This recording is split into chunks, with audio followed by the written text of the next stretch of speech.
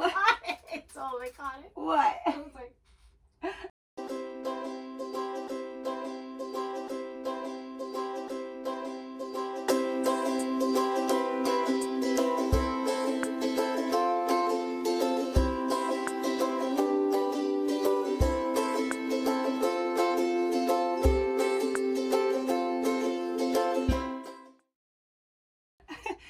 Okay, so hi, welcome to the uncut, unclean, not organized episode of what the heck's the name of it? Midwives Uncut. Midwives Uncut. This is our first one that we're doing together. Yeah. Yes. In like a year and a half. Yes. So we wanted to just kind of do a quick video because we've been busy as heck. Oh my God, this is ridiculous. It's really ridiculous. It's 3:00 and we are still here doing stuff. Oh yeah, because you know when we're in clinic, here's what happens. Break it down for me, Sandy. We've got to send referrals. We've got to do consults and send those out, faxes. We've got to put labs in the charts. We've got to look over charts, make sure everything was signed. Billing. So throughout the day of a busy clinic schedule, and a crazy one at that, because answering it was pretty crazy. messages. Yep. And answering calls and emergencies and stuff like that, because there's a few of those today. Yeah. We make a list, and then after everyone is gone, there's nobody here. Bye-bye. Then we sit down and work. And then I get to eat after not eating since like 8:00 in the morning. Yay! This has lasted me throughout the day. I'm not promoting Starbucks because actually I really don't care for their coffee, but I am promoting coffee in general. And I don't know if I could survive without it. Now I am going to start taking lion's mane. Yes, Galena needs it very much so, yes. You know what Galena needs? Galena needs to not have to think about 7 different things at one time. We all don't need that. I mean, but you make fun of me, but I'm convinced that I don't remember stuff because I'm a Gemini and 7 things are going on at one time, and that's not the way it should be. I should stop and focus on what someone is saying to me. Now, when you're pregnant and things are going on, the whole world shuts down and I'm focusing on you. True. It's very true. However, when it's not happening, then you don't have my undivided attention. So we're from Florida. Right. If you people don't already know who are watching us. Mm-hmm. So we're number 1 with COVID right now. Our numbers are, so this is what they expected right up here. This is high. And our real numbers are all the way over here. So we've surpassed our real numbers of what we thought. We're winners. So we've had to do a couple like telehealth visits with some of our clients because for the safety of them and us and everyone else around us, we need to make sure that we don't have further exposure. And so, you know, we follow the CDC guidelines on we need negative tests, 2 negative tests. PCR, not rapid. PCR, because the rapid is not reliable. And one of the moms that I did a telehealth with today, who's doing really good, by the way, and, you know, not so sick. Some other ones are doing bad, but anyways, not bad, but like a little more sick than her. More severe symptoms. Right. So, she tells me, she goes, yeah, you know, I know you have to do what you have to do. It's a weird time right now. So whatever, what did she say? Whatever policy or recommendation you tell me, I'm going to follow, because I know at this point, everyone needs to make up, not make up, but she's like, I know that everyone is just needs to implement certain things, even if they didn't have it in place before. And I was like, well, thank you. Thank you. That is absolutely correct. Because Sandy gets people like that, which is nice. And I get nasty people too.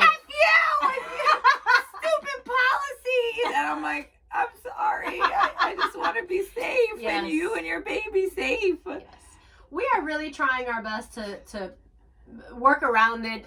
We're trying our best for us to not get sick. Yeah, we're because trying then our what? best. Yeah, because then it's like if we get sick, then who is going to Then you're really going somewhere else.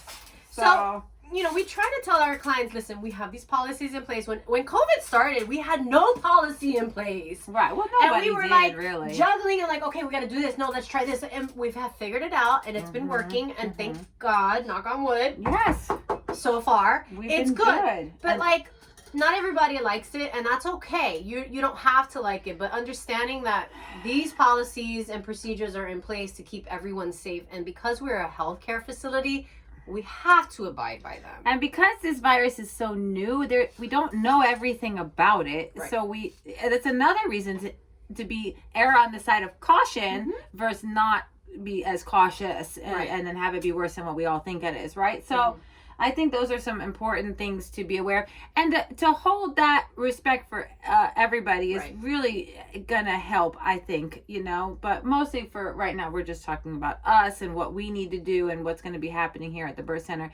And from what we've spoken to from other midwives, they're pretty, well, not everybody, but most of them are pretty much following similar policies. I really like that you sent me that video yesterday, because Galena was on the live with another local midwife, close to us, and she's a nurse midwife, so she's got some more medical background. She was really able to break down some of the things and recommend some of the things, and I'm like, oh my God. I posted it on our well, no, I didn't post it on our page. I can if you want me to.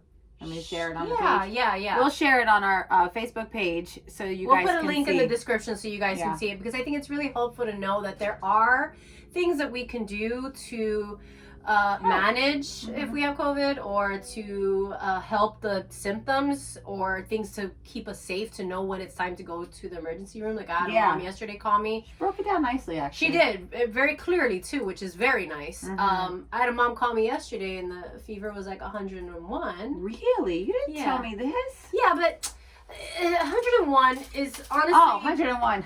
That's not that bad. I'm sorry. No, it's not. I mean, listen, for some people it may be bad, but with adults, 103 or more is when it's like, okay, you need to go.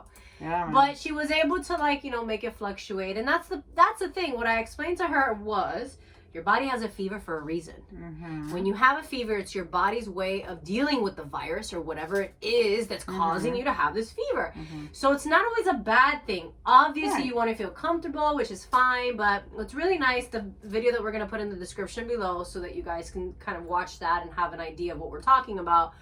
But staying healthy is another big thing. Yeah. It's so important. Now is the time, right? So you want to help your body. If you know something is coming, right? Here, look. Something about, what is that? My vitamins. There's Sandy's vitamins. I take my vitamins every day. Those are all vitamins. And you can ask Galena, I'm religious with it. No, and all do for ourselves to help our bodies. If it is a powerful virus, not if it is obviously a powerful virus, right? But we all have different immune systems, so let's strengthen our immune systems. And obviously always implement, the guidelines, to keep everybody else safe and yourself as well. But vitamins are good in general, and especially now. So I've been really good about giving the kids their morning vitamins, myself a vitamin. Joe's on his own. He's a grown man. I have no time for that. I love him. I've been gotta take his vitamins. craziness with my kids with vitamins too. We don't really go anywhere right now. No, not at all. Crazy, even though Florida's I have family and friends that get offended that I don't show up to parties. I'm like, I'm sorry. Yeah. There's too much for me to lose. Yeah. At this point. Well, amen to that, sister. Yes. I have an older son that has a compromised immune system as it is. And then I have to take care of, pregnant women and babies. And to be honest with you, as I tell Clay, I just don't want to be around people anyways. Yeah. This COVID has made us become even more hermits. Well, I realized so I started homeschooling. You're homeschooling. Yes, I'm homeschooling. And I realized, just add that to the list of things we've got to do. We forgot to mention that. But I realized day one, because they start when do you start your homeschool? The 13th.